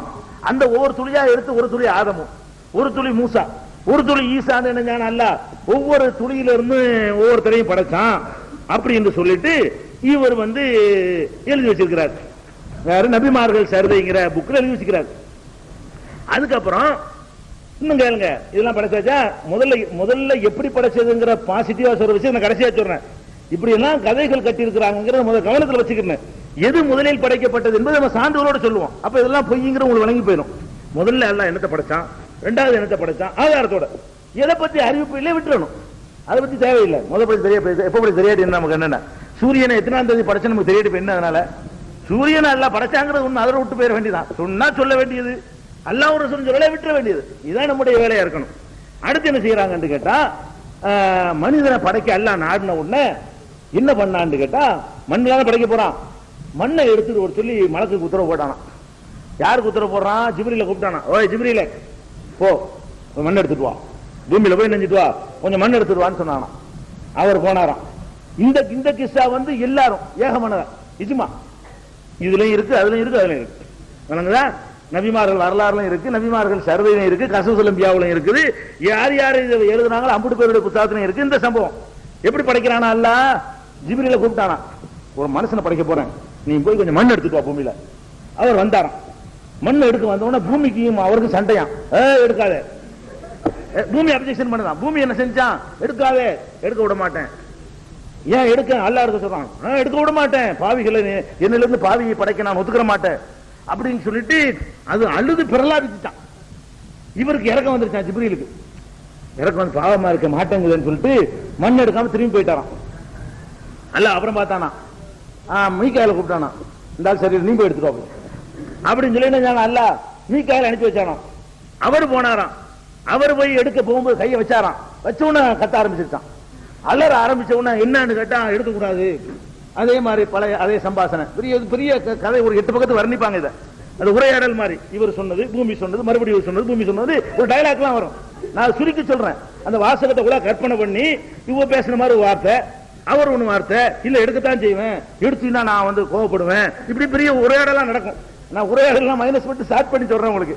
அப்ப இது பெரிய சண்டையெல்லாம் நடந்து முடிஞ்ச உடனே அது ஒத்துக்கலையா, இவரும் இறக்கப்பட்டு திரும்பி போயிட்டாராம். மூணாவது என்ன பண்ணான், அல்ல இஸ்ராஃபீல்ங்கிறவர் பிடிச்சி நீ போய் மண்ணை எடுத்துக்கிட்டு வா அப்படின்னு அனுப்பி வச்சானா. அவருக்கு இதே தான், இந்த உரையாடல் டயலாக்லாம் முடிஞ்ச உடனே அவரு வெறுங்கோட திரும்பி போயிட்டாரு, பூமி மேல இறக்கப்பட்டு. நாலாவது என்ன பண்றான்னு கேட்டா, இஸ்ராயேலை பிடிச்சி அனுப்புனான். அல்ல இஸ்ராயேலை பிடிச்சி அனுப்பின உடனே அவர் என்ன செய்யறான், எடுக்க வந்தாராம், பூமி அழுவுனுச்சான். முடியாது, எய்தவன் இருக்க நீ அம்பை நோகலாம், அந்த டைலாக்லாம் வருது. இதே இருக்காங்க, அவன் எய்திருக்கிறான் நான் அம்பு, என்னிடத்தில் நீ எப்படி ஆட்சேபிக்கலாம். இப்ப உள்ள சினிமா டைலாக்லாம் அதை சேர்த்து வந்து நபிவாழ் வரலாறு இருக்கு, அந்த புத்தகத்தில் இருக்குது. எய்தவன் ஒருவன் இருக்க நீ அம்பை நோகலாமா, எய்கிறதுனா என்னிடம் தெரியாது பூமிக்கு. மனுஷன்லாம் வந்த பிறகு எய்கிற பிரச்சனை வருது, அதுல வருது எய்தவன் இருக்க நீ அம்பை நோகலாமான்லாம் டைலாக்லாம் முடிஞ்ச உடனே அவர் முடியாண்டான். அல்லாஹ் சொன்னா நான் எடுத்துட்டு தான் போவேன், நீ ஓஞ்சல கேட்க மாட்டான் அப்படின்னு சொல்லிட்டு புடிவாதமா எடுத்துட்டு போயிட்டாரான். எடுத்துட்டு போனவன் அல்லாஹ் விசாரிச்சான், என்ன நடந்தது கேட்டவனா இவர் விளக்கினார். அந்த மாதிரி அல்லாஹ் நினைஞ்சான், ஒரு வேளைக்கு நீ சொன்ன வேலை கரெக்டா செஞ்சுட்ட, இருந்தாலும் கெஞ்சி கேட்கும்போது நீ விட்டு வந்திருக்க வேண்டியதானே அப்படின்னு வேற அல்லாஹ் சொல்லிக்கிட்டானா. பாருங்க, கைஃப யஃப்தரூன அலல்லாஹில் கதிப, அல்லாஹ்வின் மீது எப்படியெல்லாம் பொய்களை இட்டு கட்டுகிறார்கள் என்று பாருங்கள் அல்லாஹ் சொல்றான் மக்கா காபிர்களை பத்தி. இவங்களுக்கு சொல்ல வேண்டிய வசனங்கள், இந்த நபிமார்கள் வரலாறு எழுதினவர்கள் யார் மேல இட்டு கட்டுற நீ, அல்லாஹ் இப்படி சொன்னான்னு எதை வச்சு நீ சொன்ன? அல்லாஹ்வின் மீது அவ்வளவு பெரிய மகத்தான அவதூறுகளை கிளப்பி அப்புறம் அல்லாஹ் என்ன பண்ணானா, நீ தானே எடுத்துட்டு வந்த, அதனால இந்த உயிரை வாங்குற வேலை உங்ககிட்ட தர்றேன். இஸ்ராயேல்கிட்ட மனிதர்களுடைய உயிரை வாங்குற வேலையை உன்னிடத்தில் தருகிறேன் அல்லாஹ் சொல்லிட்டான் என்று எழுதி வச்சுக்கிறாங்க. உங்களுக்கு சென்ற வருஷம் ஈமானின் கிளைகள்ங்கிற தலைப்புல பேசும் பொழுது வானவர்கள் யார் என்று நாங்க விளக்கியிருக்கிறோம். அதுல என்ன சொன்னோம், வானவர்களை பொறுத்த வரைக்கும் சுயமாவெல்லாம் எந்த ஒரு ஐடியா பண்ணிலாம் முடிவெடுக்க மாட்டாங்க, சொன்னா செய்வாங்க. அவங்களுடைய கேரக்டர் என்னன்னு கேட்டா, லா யஸூனல்லாஹ மா அமரஹும் வ யஃஅலூன மா யுமரூன், சொன்ன வேலைக்கு மாறு செய்ய மாட்டார்கள், ஏவப்பட்டதை செய்து முடிப்பார்கள். இதான் நபிமார்கள் சொல்லப்படக்கூடிய குணாதிசயம், வானவர்களுடைய குணாதிசயம். வானவருக்கு ஜிப்ரீல் அல்லாஹ் எடுத்துட்டு வர சொன்னான்னு சொன்னா எடுத்துக்கிட்டு போனாரு தான் நடந்திருக்கணும். அப்படியே முதல்ல ஆதாரம் வேணும், ஆதாரம் இல்லாம சொல்வதா இருந்தா கூட அல்லாஹ் ஒண்ணு சொல்லி இருக்கும் போது பூமி அப்ஜெக்ஷன் பண்ண விட்டுட்டு போயிருப்பாரு, ஒரு வானவர் எடுத்துட்டு போயிருப்பாரு. இது வானவர்களுடைய கேரக்டருக்கு எதிராக, குர்ஆனுக்கு எதிராக பொய்யை இட்டு கட்டிருக்கிறாங்க. அடுத்து என்னன்னு கேட்டா, உயிரை வாங்குறதுக்கு இஸ்ராயேல் ஒரு மலக்கு இருக்குன்னு எழுதி வச்சுக்கிறாங்க. எல்லாருமே எல்லா நபிமார்கள் சரிதையிலையுமே இஸ்ராயேல் மண்ணை எடுத்துக்கிட்டு போனதுனால அவர் தான் உயிரை வாங்குற ஒரு பொறுப்பு அவருக்கு ஒதுக்கப்பட்டிருக்குது என்று எல்லாருமே எழுதி வச்சிருக்கிறாங்க. ஆனா இஸ்ராயேல் ஒரு ஆள் இருக்கிறாரா? ஹதீஸ்ல எங்கேயாவது இஸ்ராயேல் மலக்கு இருக்காருன்னு இருக்கா? அப்படி ஒரு ஆள் இருக்கான்னு இருக்கா? கிடையாது. மல ஜிப்ரீல்ங்கிற வானவர் இருக்கான்னு குர்ஆன்ல இருக்குது, மீகாயில் வானவர் இருப்பதாக குர்ஆன்ல இருக்குது, மாலிக் என்ற பெயர்ல வானவர் இருப்பதாக குர்ஆன்ல இருக்குது, இஸ்ராஃபீல் என்ற வானவர் இருப்பதாக ஹதீஸ்ல இருக்குது, இஸ்ராயீல் என்று ஒரு வானவர் இருப்பதாக குர்ஆனிலும் இல்லை, ஹதீஸிலும் இல்லை, பலவீனமான ஹதீஸிலும் இல்லை, இட்டுக்கட்டப்பட்ட ஹதீஸிலும் இல்லை, பொய். அது உயிரை வாங்குறதுக்குன்னு இஸ்ராயேல் ஒரு ஆள்லாம் கிடையாது. வேற எப்படி இருக்குது குர்ஆன்ல? ஒவ்வொரு மனிதனுடைய உயிரை வாங்குவதற்கு ஒவ்வொரு வானவர் இருக்கிறார். என் உயிரை வாங்க எனக்குன்னு ஒரு ஆளை நியமிச்சு வச்சுதான் அல்லாஹ். ஏன் டைம் வந்து எடுத்துட்டு போயிருவார், அந்த ஒரு டியூட்டி தான் அவருக்கு, என்னோட இருப்பார் அவரு, எனக்குன்னு அந்த ப்ரோக்ராம் டைம் முடிஞ்சவங்க தூக்கிட்டு போயிருவார். அப்ப அல்லாஹ் குர்ஆன்ல என்ன சொல்றான்னா, குல் யதவஃபாக்கும் மலக்குல் மௌத்தில்லதி உக்கிலபிக்கும், உங்களுக்கு என நியமிக்கப்பட்ட மௌத்துடைய வானவர் உங்கள் உயிரை கைப்பற்றுவார். குர்ஆன் சொல்லுது உக்கிலபிக்கும், உங்களுக்கு வக்கீலாக்கப்பட்ட பொறுப்பு கொடுக்கப்பட்ட மலக்குல் மௌத்து உங்கள் உயிரை வாங்குவார். எனக்கு ஒரு மலக்குல் மௌத், உங்களுக்கு ஒரு மலக்குல் மௌத். 600 கோடி மக்கள் இன்னைக்கு இருக்கிறோம்னு கேட்டா 600 கோடி மலக்குல் மௌத் இருக்கிறாங்க. உலகம் படைக்கப்பட்டிருந்து 10,000 கோடி மக்கள் போயிட்டாங்கன்னு சொன்னா 10,000 கோடி மலக்குல் மௌத் இருந்தாங்க. இந்த 600 கோடி இன்னொரு 10 வருஷத்துல 1200 கோடியா போகும்னு சொன்னா 1200 கோடி மலக்குல் மௌத் இருப்பாங்க. இஸ்ராயேல் ஒரு ஆள் கிடையாது. அப்ப அந்த அடிப்படையை தப்புங்கும் பொழுது இது கதை, ஆதத்தை படைக்கிறதுக்கு உள்ள கதை. இதுகளெல்லாம் என்னாச்சு, இந்த இவருடைய நபிமார்கள் சரிதைங்கிறதுல உள்ள ஆதமுக்கு நான் ஒன்னும் வரல. ஆதம் அல்லாஹ் படைப்பை துவக்கி ஆதம் அலைஹிஸ்ஸலாம் படைக்கிற வரைக்கும் நடந்த கிஸ்ஸாக்களுடைய சுருக்கம் இது. இதைத்தான் வர்ணிச்சிருக்கிறாங்க எல்லாருமே. ஆதம் எப்படி வர்ணிச்சான்னு அப்புறம் பார்த்துக்குருவோம், இது வரைக்கும் எடுத்துக்கிடுவோம். அதுக்கடுத்து என்ன செய்யறாருன்னா, இந்த கஸஸுல் அன்பியாவுல என்ன செய்யறாங்கன்னு கேட்டா, அதாவது வானம் பூமி அளவுக்கு அல்லாஹ் ஒரு பெரிய முத்து இருக்கு, முத்து படைச்சானா ஃபர்ஸ்ட். அவர் சொல்றாரு கஸஸுல் அன்பியாக்கார், இந்த வானம் பூமியை விட பெரிய முதல்ல எப்படி உலகம் படைக்கப்பட்டுச்சான்னு கேட்டா, ஒரு முத்து அல்லாஹ் படைச்சானா. முத்துன்னு சொன்னாலேயே அது வந்து அதுக்கு முந்தைய கடல் இருக்கணும். முத்துன்னு எப்ப சொல்லிட்டோமோ அதுக்கு முந்தைய சிப்பி இருக்கணும். சிப்பின்னு எப்ப சொல்லிட்டோமோ அதுக்கு முந்தைய கடல் இருக்கணும். கடல்ல எப்ப சொல்லிட்டோமோ அதுக்கு ஒரு மலைத்துளி உழுகணும் சிப்பியில, அப்பதான் முத்து ஆகும். முத்து போய் எல்லாம் தனியா உட்காந்து படைச்சாங்கிறாரு. ஃபர்ஸ்ட் எல்லாம் என்ன, அது ஒரு முத்தை படைச்சானா. அந்த முத்து எவ்வளவு பெருசான்னு கேட்டா இந்த 7 வானத்துக்கு உள்ள வச்சிடலாமா, இந்த பூமி இன்னைக்கு உள்ள போட்டுடலாமா, அவ்வளவு பிரம்மாண்டமான ஒரு முத்தத்துக்கு எல்லாம் படைச்சானா. ஃபர்ஸ்ட் அல்லாஹ் எப்படி படைச்சான்னு குர்ஆன்ல தெளிவா சொல்றான். சின்ன பிள்ளைக்கு விளங்குற மாதிரி நான் பிந்தி சொல்றேன். இவர் சொல்ற கிஸ்ஸா அந்த முத்து எப்படி இருக்கும்னு கேட்டா 70,000 நாக்கு இருக்குமா முத்துக்கு. முத்து அல்லாஹ் படைச்சானா அந்த முத்துக்கு எத்தனை நாக்கு இருக்குமா? ஒரு நாக்கு 2 நாக்கு இல்லையா, 70,000 நாக்கு இருக்குமா. அல்லாஹ் தஸ்பீஹ் செஞ்சிட்டு இருக்குமா. இப்படி ஒரு நாக்கு இப்படி ஒரு நாக்கு ஒரு நாக்கு முத்துல 70,000 நாக்கு இருக்குமா. அந்த 70,000 நாக்கு என்ன செய்யும் கேட்டா 70,000 பாஷையில அது வந்து தஸ்பீஹ் செய்யுமா. தமிழ்ல ஒண்ணு தஸ்பீஹ் செய்யும், மலையாளத்துல ஒண்ணு, அரபுல ஒண்ணு, சிங்களத்துல ஒண்ணு, தெலுங்குல ஒண்ணு. உலகத்துல 70,000 பாஷை இன்னைக்கு வரைக்கும் கிடையாது. உலகத்துல 70,000 பாஷை இருக்காங்க. உலகத்துல 1000க்கு மேல பாஷை கிடையாது இன்னைக்கு வரைக்கும் எடுத்து பாத்தீங்கன்னா. உலகம் தோன்றிய காலம் இன்னைக்கு வரைக்கும் 70,000 பாஷையா உலகத்துல. பாஷை என்ன நினைச்சிட்டு இருக்கிற 600 கோடி பேர் ஹிந்தி பேசுறவங்க மட்டுமே கிட்டத்தட்ட 70-80 கோடி பேர் இருக்கிறான். 80 கோடி பேர் ஒரு பாஷை தான் வருது. சைனாக்காரன் இருக்கான், அவன் 120 கோடி இருக்கான், ஒரு பாஷை தான் பேசுறான், சைன மொழி தான் பேசுறான். அப்படி எடுத்து பாத்தீங்கன்னா இந்த குழவன் பாஷையெல்லாம் கணக்கு சேர்த்தா கூட 1000 வராது. இவர் என்ன பண்றாருன்னா இல்லாத பாஷையில தஸ்பீஹ் பண்ணுதா. அது 70,000 நாக்கு இருக்குமா முத்துக்கு. அது 70,000 பாஷையில தஸ்பீஹ் பண்ணுமா. அது மட்டும் இல்ல, நாக்கு மட்டும் தான் சரியா, கண்ணு வேணும்ல, அதுக்கு கண்ணு வேற இருக்குமா. அதுக்கு ஒரு 70,000 கண்ணு, 70,000 நாக்கு இருக்குமா, 70,000 கண்ணு இருக்குமா. கண்ணுட எப்படி கண்ணுங்கிறீங்க?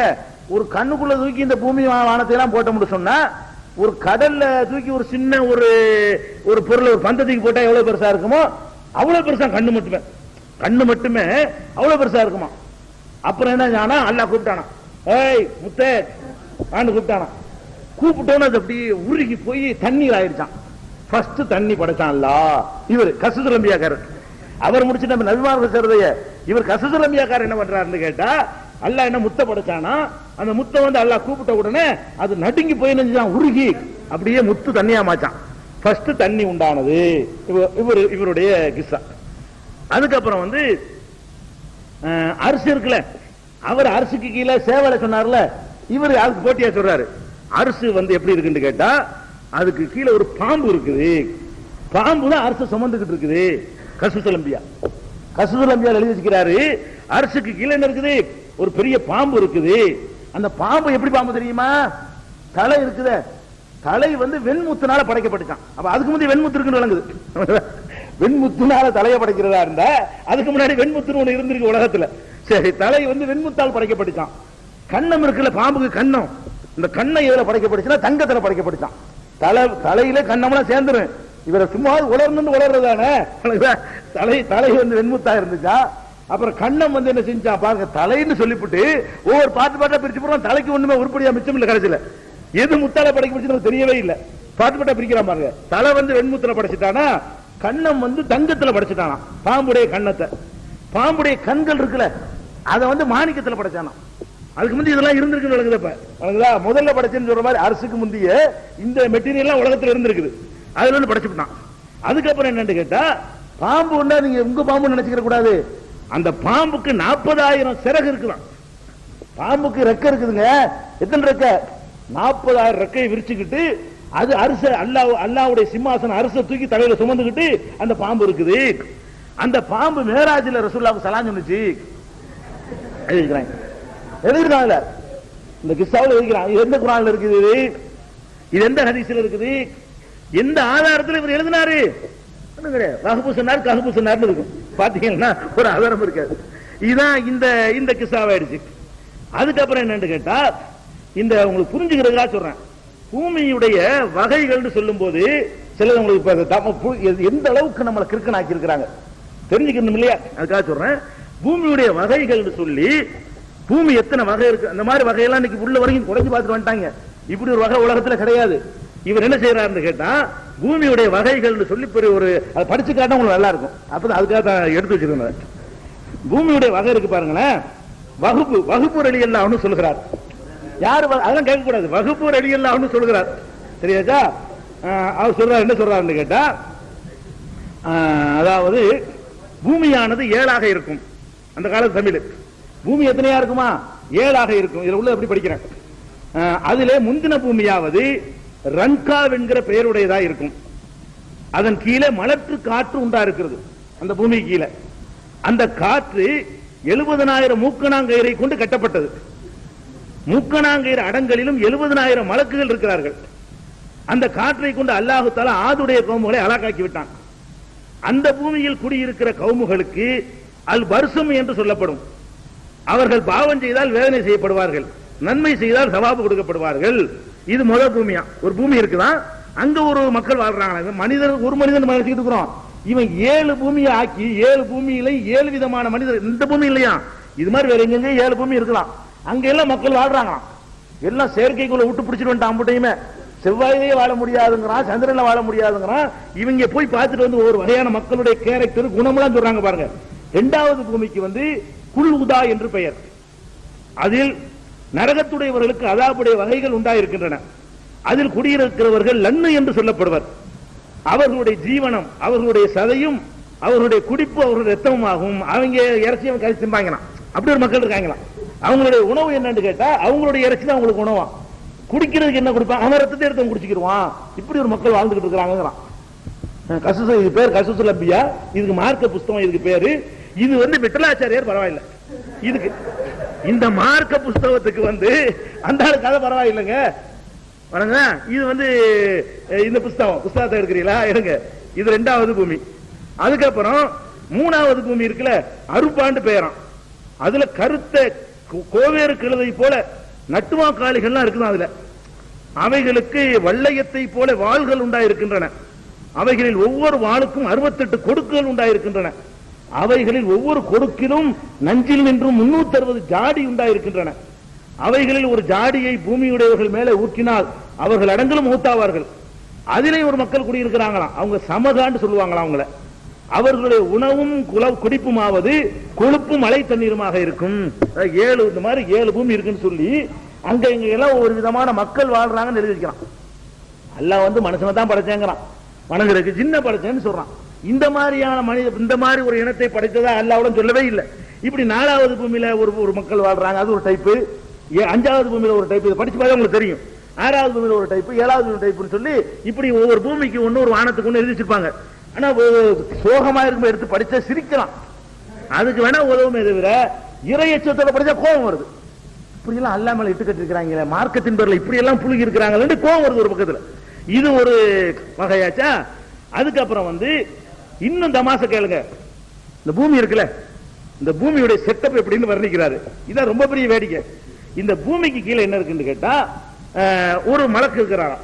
இந்த பூமி இருக்குல்ல, அது தாங்கிடும்ல, கீழே விழுந்துரும்ல பூமி, அது கீழே உழுவாம இருக்கிறதுக்காக வேண்டி ஒரு மலக்கு தலையை தாங்கிட்டு இருக்கிறாராம். அவர் ஆரம்பத்தில் அந்த இடத்துல தாங்கிட்டு இருந்தாராம். அந்த இடத்துல தாங்கிட்டு இருக்க முடியலையா, அவர் காலுக்கு ஏதாவது கேட்டாராம் அல்லாட்ட. அப்புறம் என்ன பண்ணானா, அல்ல என்ன பண்ணான்னு கேட்டா ஒரு பெரிய கல்லு ஒண்ணு படைச்சு கொடுத்தானா, பிரம்மாண்டமான கல்லு. அந்த கல்லை தூக்கி கீழே வச்சு அதுல நெடுக்கிட்டாராம். அப்புறம் அதாவது பூமிக்கு கீழே மலக்கு, மலக்கு காலுக்கு கீழே என்னது பெரிய கல்லு. அந்த கல்லும் பேலன்ஸ் வரணும்னு என்ன பண்ணிட்டான்னா அந்த கல்லை நிப்பாட்டுறதுக்கு ஒரு மாட்டை படைச்சானா. அல்ல அதுக்குள்ள மாடு ஒண்ணு இருக்குதான். பூமிக்கு கீழே மலக்கு, மலக்கு கீழே கல்லு, கல்லுக்கு கீழே மாடு. அந்த மாடு இருக்குல்ல, அதுக்கு பேலன்ஸ் வரணும்னா ஒரு மீனை படைச்சு கொடுத்தானா. அந்த மாடு வந்து எதுக்குள்ள இருந்துச்சான், மீனுக்கு மேல நின்றுச்சான். மீனை மெதுக்கிறதுக்கு ஒரு தண்ணி வர படைச்சானா. அல்ல அதுல வந்து மீன் இணைஞ்சிட்டு இருக்கு, மேந்துகிட்டு இருக்கு. இது பக்கம் 6, 7 எடுத்து பாத்தீங்கன்னா இருக்கும். 6, 7, 6வது 7வது பக்கம் அதே புத்தகத்தை எடுத்து பாத்தீங்கன்னா எப்படி எல்லாம் படைச்சு பாருங்களேன். இந்த பூமிங்கிறது உருண்டைங்கிறான், அல்ல சுழலுதுன்னு சொல்றான், ஈர்ப்பு சக்தியில வந்து நிக்குதுன்னு சொல்றான். பூமி வந்து ஈர்ப்புலாம் நின்று கொண்டிருக்குன்னு குர்ஆன் அவ்வளவு சயின்டிபிக்கான உண்மைகளை சொல்லுது. பூமியில இப்படி ரவுண்ட் அடிச்சு சுத்தி பார்த்துட்டு வந்துட்டான். கீழே மாடும் கிடையாது, ஒண்ணும் கிடையாது.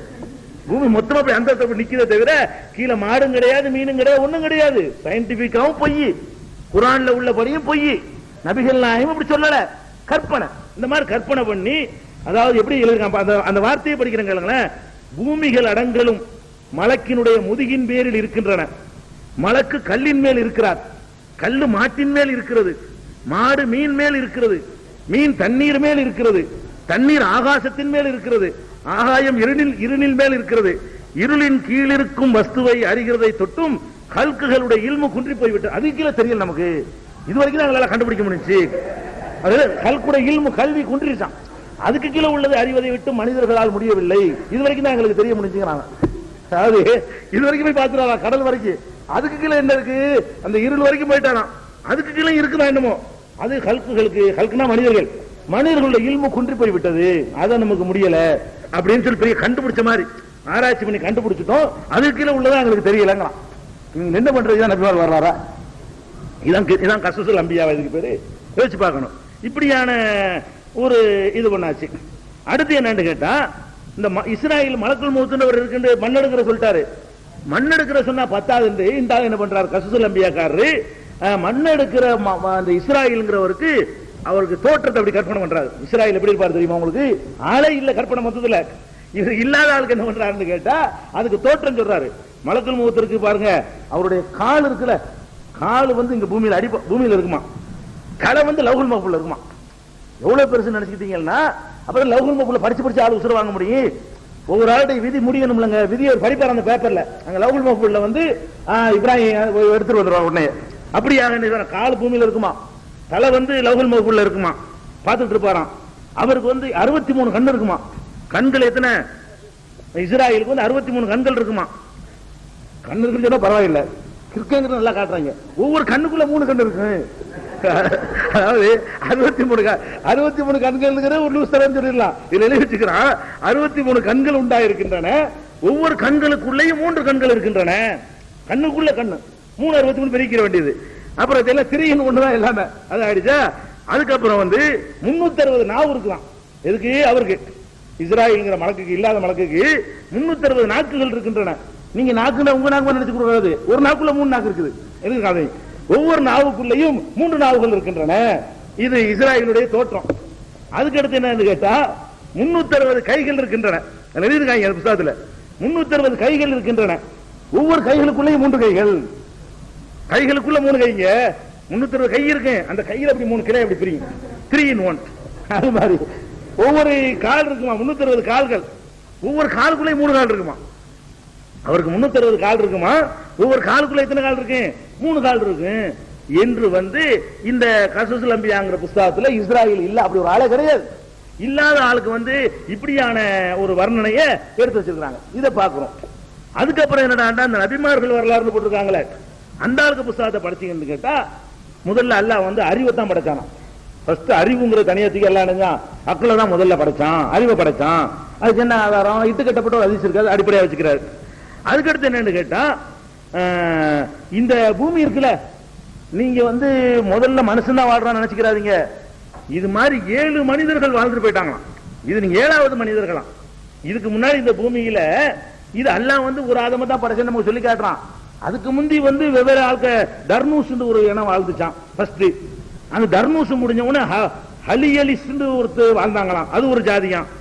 அந்த இனம் அணிஞ்சு போனோம்னா மலிக்காங்கிற, அது அவங்களுடைய ஆதம், அவர் மலிக்கா, அவர் தலைமையில் அது ஒரு இனம் இருந்துச்சான்.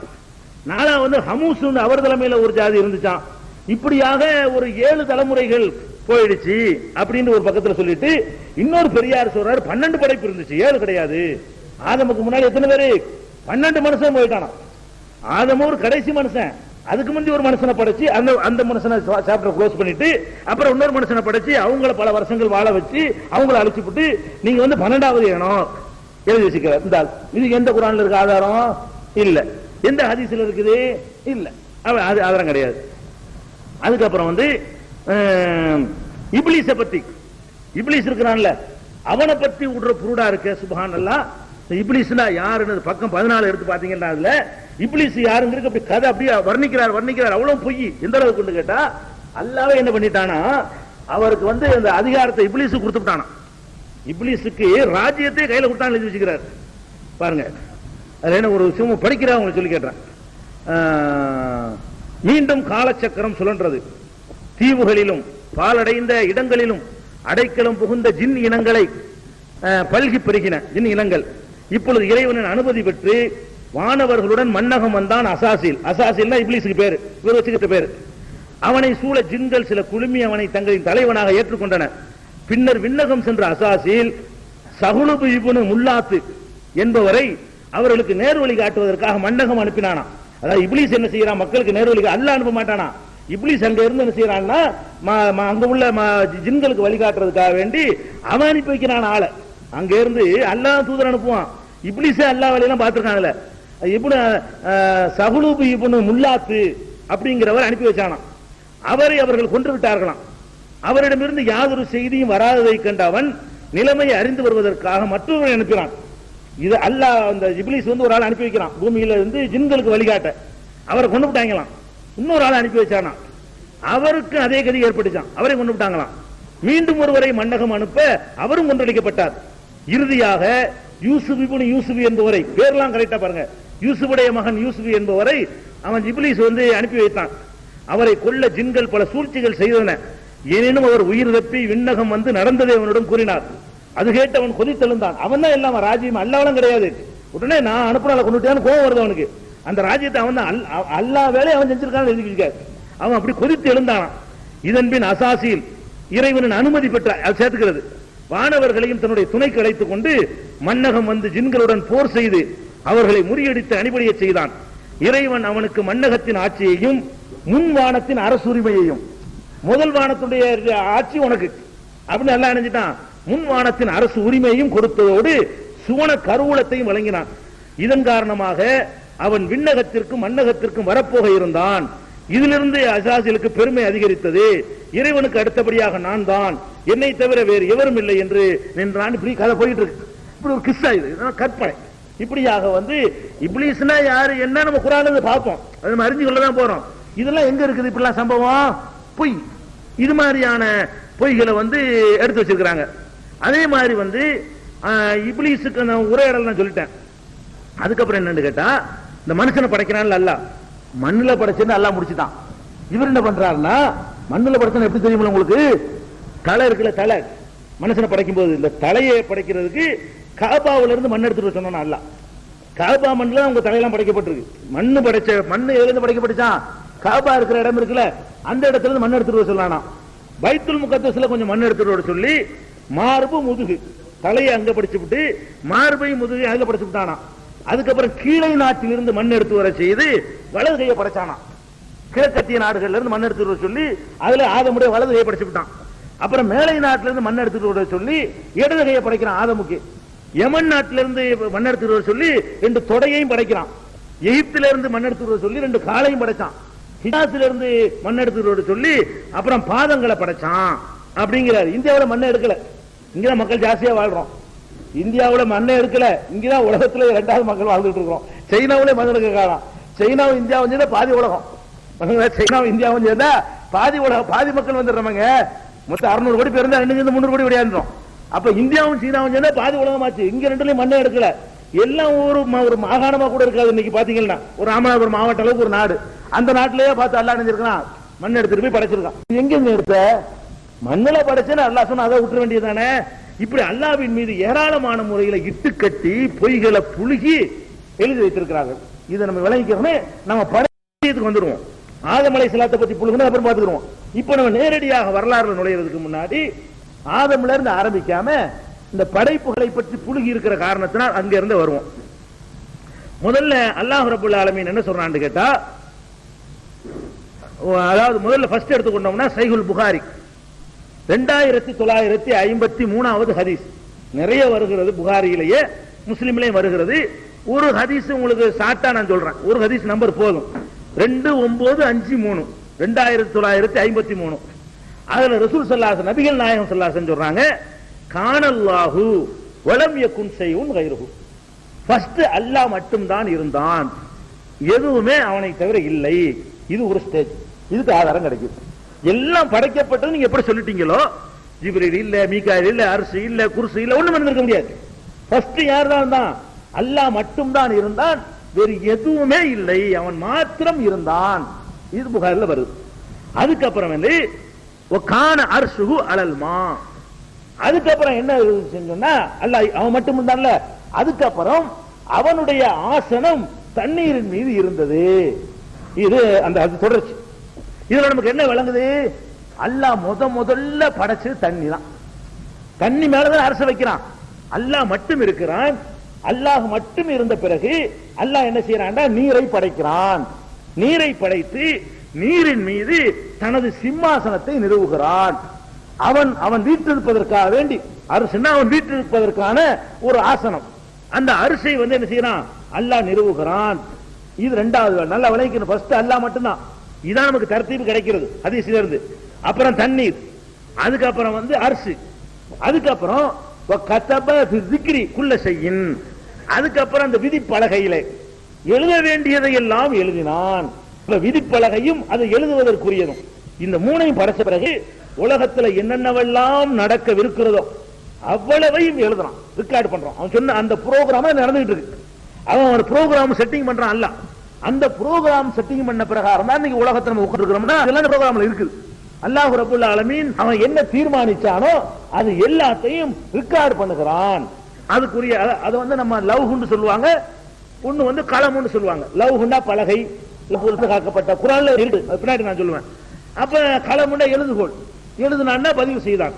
மூணாவது எப்படி வருதுன்னா அல்லாஹ் மட்டும் இருக்கிறான், தண்ணியை படைக்கிறான், அரச படைக்கிறான், லவ்ஹு கலமும் அது ரெண்டும் சேர்ந்து ஆயிடுச்சு. அதுக்கப்புறம் கலக்க சமாவாத்தி வல்லரும், அப்புறம் வானங்களையும் பூமியையும் படைக்கிறான். அதுக்கு பிறகு மனுஷன் படைக்கிறான். இது வரைக்கும் தர்த்தி வச்சுக்கிறோமே. அப்ப இது சஹீஹுல் புகாரில வரக்கூடிய ஹதீஸ் பிரகாரம் இவங்க சொன்னபடி நூறு முகமதியா வரல, முகமதியாங்கிற நூறு வரல, சேவல் வரல, பாம்பு வரல, ஒண்ணுமே வரல. அல்லாஹ் ஃபர்ஸ்ட் படைச்சது தண்ணிய. குர்ஆன்ல இருந்து அல்லாஹ் என்ன செய்யறானா வஜஅல்னா மினல் மாஇ குல்ல ஷைஇன் ஹய்யின், தண்ணீரில் இருந்து தான் உயிருள்ள எல்லாத்தையுமே நாம் படைத்தோம். எல்லாத்துக்கும் ஃபர்ஸ்ட் மெட்டீரியல் எதுன்னு கேட்டா தண்ணி தான். ஆகணும்னு ஆயிரும். அப்படி தண்ணீரை அல்லாஹ் படைத்ததாக திருமறை குர்ஆன், அது நபிகள் நாயகம் ஸல்லல்லாஹு அலைஹி வஸல்லமுடைய ஹதீஸ் சொல்லுகிறது. இந்த கருத்தை குர்ஆனிலையும் அல்லாஹ் சொல்லி காட்டுகிறான். இந்த கருத்தை வேற மாதிரி சொல்றான்னு கேட்டா வஹுவல்லதி ஹலக ஸமாவாத்தி வல் அர்ல ஃபீ சித்தத்தி அய்யாம், அவன்தான் வானங்களையும் பூமியையும் 6 நாட்களில் படைத்தான். அந்த சத்தியம் பின்னாடி வருவோம். 6 நாட்களில் படைத்தான். வகான அர்ஷுஹு அலல் மா, அப்போது அவனுடைய அரசு தண்ணீரின் மீது இருந்தது. ஹதீஸ்ல வருது. அப்படியே குர்ஆன்ல என்ன வருது, வானம் பூமியை படைச்சான், படைக்கிற நேரத்தில் எங்க இருந்தான்னு கேட்டா அவனுடைய அரசு தண்ணீரின் மீது இருந்தது. அப்ப அரசு தண்ணி வந்து ரெண்டுக்கு முந்தி, வானங்களுக்கு முந்தி பூமிக்கு முந்தி என்ன இருக்குது, அந்த அரசு இருக்கிறது. அந்த அரசு தண்ணீரின் மீது இருக்கிறது. தண்ணி தான் அப்படி அந்த இடத்துல அல்ல தண்ணியை படைக்கிறான். அந்த இடத்துல நிக்கி பூமி நிக்கும் போது நின்றா என்ன, பூமி நிக்குது, சூரியன் நிக்குது, சந்திரன் நிக்கும் போது அல்லாஹ் ரப்பல் ஆலமீன் தண்ணியை பிடிச்சி நிப்பாட்டிக்கிற பெரிய விஷயம் இல்ல. இன்னைக்கு தண்ணி அப்படிதான் நின்றுட்டு இருக்குது. நீங்க வசிக்கிற இந்த பூமியிலேயே தண்ணீர் உருட்டி வச்ச உருண்டையாகத்தான் இப்போ நின்றுட்டு இருக்கு, மேண்டுக்கிட்டு தான் இருக்குது. கடல்லாம் இருக்கு, மேலகள் ஒண்ணுமே இல்லை, அப்படிதான் நிக்குது தண்ணி. இது ஒரு பெரிய விஷயம் இல்ல, கண்ணால பார்த்துட்டு இருக்கணும். ரப்பல் ஆலமீனுக்கு இது பெரிய விஷயம் கிடையாது. இது வந்து நீங்க இதுவும் திருக்குர்ஆன்ல இருக்கிற பாக்குறோம். அதே மாதிரி வந்து முஸ்லிம்ல சஹீஹ் முஸ்லிம்ல இருக்கிற ஒரு ஹதீஸ பாருங்க. இன்னல்லாஹ கத்தர மகாதீரல் ஹல்கி ஹலாயிகி கப்ல அன் யஹ்லுக ஸமாவாத்தி வல் அர்த் பி 50 அல்ஃப ஸனா வ கான அர்ஷுஹு அலல் மா. இதுக்கு என்ன அர்த்தம்னு கேட்டா அல்லாஹ் ரப்பல் ஆலமீன் வானங்களையும் பூமியையும் படைப்பதற்கு முன்பாகவே, எவ்வளவு நாளைக்கு முன்பாகவே என்றால் 50,000 ஆண்டுகளுக்கு முன்பாகவே இந்த வானங்களை படைக்கிறதுக்கும் பூமியை படைக்கிறதுக்கும் ஆதம படைக்கிறதுக்கு இல்ல, வானம் பூமி அதுக்கப்புறம் ஆதம் வர்றாரு. இந்த வானம் பூமியை படைக்கிறதுக்கு முன்னாடி 50,000 வருஷத்துக்கு முன்னாடியே அல்லாஹ் வந்து படைப்பினங்களுடைய விதிகளை எல்லாம் தீர்மானிச்சுட்டான். ஆடுன்னு ஒண்ணு படைக்கப்படல. படைக்கப்படுற ஆடு எத்தனை, மொத்தம் எத்தனை ஆகும், எத்தனை அடுத்த திமா, எத்தனை சாவும், எத்தனை குட்டி போடும், எத்தனை மலடா இருக்கும், எல்லாத்தையும் எடுத்துட்டான். படைக்கிறதுக்கு முன்னாடியே முதல்ல ஆதமுல இருந்து இன்னைக்கு நீங்க வரைக்கும் உலகம் அழிகிற வரைக்கும் எவ்வளவு பேர் வர்றீங்களோ எல்லாருக்கும் ஆடை ஃபர்ஸ்ட் பண்ணிவிட்டான். வானத்தை எல்லாம் படைச்சு பூமியெல்லாம் படைச்சுட்டு அல்ல ஆதம் படைக்க திட்டம் போடல. வானம் பூமியை படைக்கும் போது அவன் மட்டும் இருக்கும் பொழுது ப்ரோக்ராம் பண்ணி வச்சுக்கிட்டு வானத்தை படைக்கிறான், அப்புறம் பூமியை படைக்கிறான், அப்புறம் மனுஷனை படைக்கிறான். இந்த மனுஷனை படைக்கிறதுக்கு முன்னாடியே முதல் மனுஷன் யாரு, அவனுக்கு பிள்ளை எத்தனை, அவன் பிள்ளை எத்தனை, அவன் பிள்ளை எத்தனை, எல்லாத்தையும் எவ்வளவு காலம் வாழ்வான், என்னென்ன திம்பான், எப்படி எப்படி அவனுக்கு வசதிகள் கிடைக்கும், எல்லாம் வந்து ப்ரோக்ராம் பண்ணிடுறான் அல்ல. அப்ப அல்ல ரசூலுல்லாஹ் சொல்றாங்க, வானங்களையும் பூமிகளையும் படைப்பதற்கு 50,000 ஆண்டுகளுக்கு முன்பாகவே படைப்பினங்களுடைய விதிகளை ரெக்கார்டு செய்கிறான். அப்போது அவனுடைய அரசு தண்ணீரின் மீது இருந்தது. சஹீஹ் முஸ்லிம்ல வரக்கூடிய ஹதீஸை பார்க்கிறோம். அதே மாதிரி வந்து அஹ்மதுலையும் திருமதிலையும் வரக்கூடிய ஒரு ஹதீஸ் என்ன செய்யுன்னு கேட்டா, அன்னல் மா குலிக கப்லல் அர்ஷி, தண்ணீர் அரசுக்கு முன்னரே படைக்க, தெளிவான வார்த்தையை கொண்டோம். தண்ணீர் அரசுக்கு முன்னரே படைக்கப்பட்டது. ஃபர்ஸ்ட் அல்லாஹ் இருக்கான், தண்ணீரை படைக்கிறான், அப்புறம் அரசை படைத்தான். இவ்வளவு நமக்கு கிடைக்கக்கூடிய சான்றுகள், இவ்வளவு நிப்பாட்டிக்கணும். இதுக்கு அப்புறம் தர்த்தீபுக்கு நம்ம போக கூடாது. அதுக்கப்புறம் வந்து இன்னொரு ஹதீஸ்ல என்ன இருக்குன்னு கேட்டா, அன்னல்லாஹ லம் யஹ்லுகு ஷையன் மிம்மா ஹலக கப்லல் மா, அல்லாஹ்வுடைய படைப்பினங்களில் எந்த படைப்பையும் படைப்பதற்கு தண்ணீருக்கு முன்னாடி ஒரு படைப்பையும் அல்லாஹ் படைக்கவே இல்லை. அல்லாஹ் வந்து படைப்புன்னு ஒண்ணு படைச்சதா இருந்தா தண்ணிக்கு அப்புறம் தான் பாக்கி எல்லாமே. தண்ணீர் தான் ஃபர்ஸ்ட் என்று அல்லாஹ் வந்து தீர்மானிச்சு படைச்சிருக்கான். தண்ணி தான் எல்லாரும் ஜீவன். அப்ப இந்த உலகம் பிரபஞ்சம் எப்படி தோற்றம் அடையுது என்று சொன்னா அல்லாஹ் அவன் மாத்திரம் இருந்தான், தண்ணீரை படைத்தான், தண்ணீரில் அவன் வீற்றிருப்பதற்கான ஆசனத்தை படைத்தான், அதற்கு பிறகு வானங்களை பூமியை எல்லாம் படைத்தான் என்று இந்த வரிசை கிரமம் எப்படி படைத்தான் இரண்டாவது விஷயம். இப்படித்தான் வருது. பாம்பு இருக்கு, கழுதை இருக்கு, குதிரை இருக்கு, அது இருக்கு, அதெல்லாம் உண்மை இல்லை, அதுக்கு சவலம் கிடையாது. இதெல்லாம் அல்லாஹ் அப்படி படைத்திருக்கிறான். இதை நம்ம பார்க்கிறோம். அதுக்கப்புறம் ஒரே ஒரு ஹதீஸ்ல என்ன வருதுன்னு கேட்டா அவ்வளமா கலக்கல்லாஹுல் கலம், இதுவும் சைகான ஹதீஸ் தான். முதலில் அல்லாஹ் படைத்தது எழுதுகோலைத்தான் படைத்தான். சும்ம கால உக்து, எழுது என்று சொன்னான். அதை கியாம நாள் வரை நடக்கக்கூடிய அத்தனையும் எழுதி முடித்தது அப்படின்னு சொல்லிட்டு ஒரு ஹதீஸ் அகமதுலையும் திருமதிலையும் இருக்கு. உபாதா பின் சாமித்துங்கிற சஹாபி அறிவிக்கிறாங்க. ஆதாரபூர்வமான ஹதீஸ் தான். இதை வைத்து என்ன செய்யணும்னு கேட்டா இது களமு தான் ஃபர்ஸ்ட் நீங்க எடுத்துக்க கூடாது. அதாவது அதுக்கு அப்புறம் அல்லாஹ் வந்து தனக்குரிய செட்டிங் இருக்குல்ல, அரிசி தண்ணீர், அதுக்கு அப்புறம் படைக்க ஆரம்பித்தது வந்து பொருள்கள் இந்த அந்நிய பொருளா படைக்க ஆரம்பிச்சதுன்னு எடுத்துக்கொள்ளணும். ஏன்னா அந்த தெளிவா அது வருது. அதுக்கு பிந்தி தான் களம் படைக்கப்பட்டுச்சு. முதல்ல அரிசி, அப்ப முதல் தண்ணி, அப்புறம் அரிசி, அப்புறமேல தான் விதிகளை தீர்மானிச்சான்னு வர்றதுனால மற்ற பொருள்களை விட இது முந்தின்னு சொல்லணுமே தவிர தண்ணீருக்கு அரிசிக்கு முந்தின்னு சொல்லக்கூடாது. இப்படி ஒரு ஹதீஸ் வருகிறது. ஃபர்ஸ்ட் வந்து அக்கள் தான் நல்ல அறிவைத்தான் நல்லா படைத்தான் எழுதி வச்சுக்கிறாங்களே. இந்த மாதிரி ஒரு ஹதீஸை தேடி பார்த்தீங்க என்று சொன்னா இப்னு கசீர்ல இருந்து வரலாற்று ஆய்வாளர்கள் வரைக்கும் இந்த மாதிரியான ஒரு செய்தி நபிகள் நாயகம் ஸல்லல்லாஹு அலைஹி வஸல்லம் கூறியதாக நிரூபணமாகவில்லை. அவர் சொன்னார், இவர் சொன்னார் என்றுதான் ஒரு செய்தி பதிவு செய்து வைத்திருக்கிறார்களே தவிர அறிவை அல்லாஹ் முதலில் படைத்ததாக சொல்வதற்கு சான்று இல்லை. இதான் வந்து அறிவுபூர்வமான ஆதாரபூர்வமான விளக்கம். இது முடிஞ்சிருச்சா?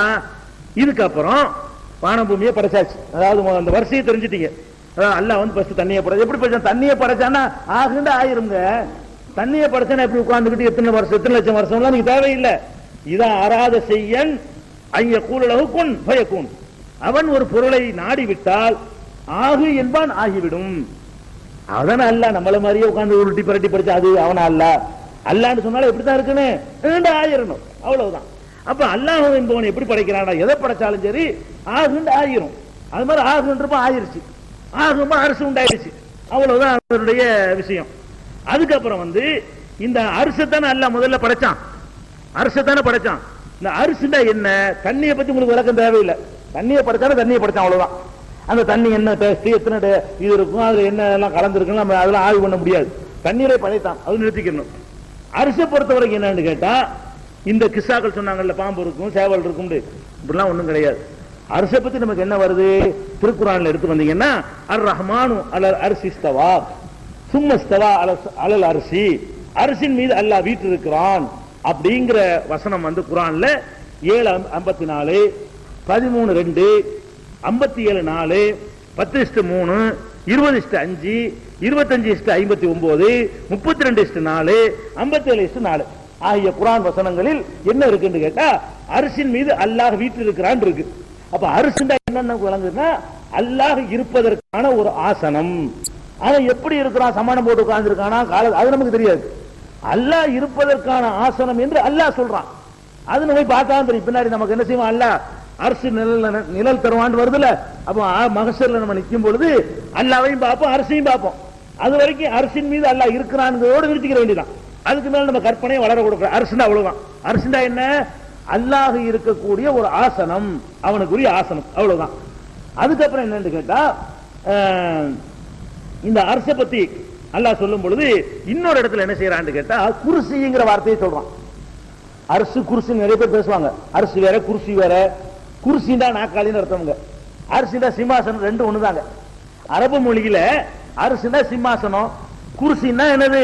நாக்காளி. உங்களுக்கு ஹிந்தி படிச்சவங்களுக்கு கூட தெரியும், உருது படிச்சவங்க தெரியும். குர்சிகா கிசான்னு கூட ஒரு நாவல் எழுதி பெரிய பிரச்சனையாச்சு எமர்ஜென்சி காலத்துல தெரியும். குர்சிகா கிசாவா, சிம்மாசனத்துடைய கிஸ்ஸா, எமர்ஜென்சியை பத்தி எழுதின ஒரு புத்தகம். குர்சினா என்னது? உருது தெரியுமில்லங்க. உருதுல குர்சினா என்ன? ஷேர் தானே, அரபிலே தான். அரபு சொல்லுதான், அது அரபுல இருந்து இரவல் வாங்கின சொல்லுதான். அப்ப குர்சின்னு சொன்னாலும் சேர்ந்து தான் அர்த்தம், அரிசிந்தாலும் அதே அர்த்தம் தான். அப்ப அல்லாஹ் வந்து குர்சின்னு ஒண்ணு சொன்ன உடனே ஆளுக்கு விளக்கம் கொடுக்குறாங்க. குர்சினா என்ன தெரியுமா? அந்த அரிசி இருக்குல்ல, அதுல வந்து இந்த உட்கார்ற சீட்டு இருக்குல்ல, அதுக்கு அதுதான் குர்சி. இந்த காலுகள் எல்லாம் சேர்த்து அரசாம். அதுல இந்த உட்கார்ற இடம், இருப்பிடத்தை வைக்கிற இடம் இருக்குல்ல, அந்த பலகை, அதுக்கு பேர் தான் குர்சி. இது எங்க இருக்குது, யார் சொன்னா? யாரும் சொல்லல, ஹதீஸ்ல இல்ல. அவர் இப்னு அப்பாஸ் சொன்னாரு, காபுல் அஹ்பார் சொன்னாரு, சும்மா இட்டு கட்டி விட்டுருக்காங்க. அதுக்கு ஒன்றும் ஆதாரம் கிடையாது. இன்னும் சில பேர் என்ன செய்யறாங்க, குர்சி தானே தெரியுமா, அப்படி அரசுல உட்கார்ந்து கால் வச்சிருப்பான்ல, அந்த கால் வைக்கிற இடத்துக்கு பேர் தான் குர்சி. அதெல்லாம் கிடையாதுங்க. அல்லாவும் விளக்கம் சொல்லல, ரசூலும் விளக்கம் சொல்லலன்னா அகராதி அர்த்தத்துக்கு போயிட வேண்டியதான். அதாவது விளக்கம் சொன்னா அகராதியில குர்சிக்கு அர்த்தம் இருக்குல்ல, அரசுக்கு அர்த்தம் இருக்குல்ல, ரெண்டு ஒரே அர்த்தம் தான். அரசை வந்து அல்லாஹ் என்ன செய்யறான், குர்சிங்கிற வார்த்தையாலும் அவனுடைய ஆசனம், அவனுடைய சேரு, அவனுடைய சிம்மாசனம் ரெண்டு ஒண்ணு தானே. அவன் உட்கார்ந்துருக்க சேரு தான், அவனுடைய சிம்மாசனம் அதுதான். அப்ப அந்த மாதிரி தான் நம்ம எடுத்துக்கொள்ளணும். உங்களை ஆயத்தில் குர்சிங்கிறாங்க பாருங்களேன், அதுலதான் அந்த குர்சிங்கிற சொல்லு வருது. அது எப்படி வருதுன்னு கேட்டா, அல்லாஹு லா இலாஹ இல்லல்லாஹு வல் ஹய்யுல் கய்யூம், அல்லாஹ்வை தவிர வணக்கத்திற்கு யாரும் இல்லை, அவன் வந்து நித்திய ஜீவன், அழியாமல் என்றொன்று உயிரோடு இருப்பவன். லா தஅஹுது சினத்துன், அவனுக்கு உறக்கம் இல்லை, சிறு தூக்கம் இல்லை. வலா நௌமுன், பெரிய தூக்கம் இல்லை.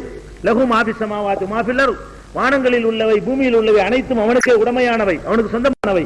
மன்தல்லது யஸ்பு இந்தஹு இல்லா பிஇذنஹி, அவனது அனுமதி இல்லாமல் யார் அவனிடத்தில் பரிந்து பேச முடியும். யஅலமு மா பைன ஐதிஹிம் வ கல்பஹும், முன்னே உள்ளதையும் பின்னே உள்ளதையும் அவன் அறிகிறான். வலா யுஹீதுன பிஷைஇன் மின் இல்மிஹி, அவன் அறிந்திருப்பவற்றில் எதையும் இவர்கள் அறிந்து கொள்ள முடியாது.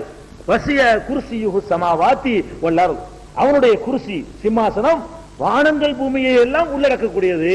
இந்த வானம் பூமியெல்லாம் பெருசது. அவனுடைய குர்சி எப்படிப்பட்டதுன்னு கேட்டா, இந்த பூமி வானத்தை எல்லாம் தூக்கி கொண்டு வச்சா கூட அதை விட பெருசா இருக்கும் அவனுடைய குர்சி.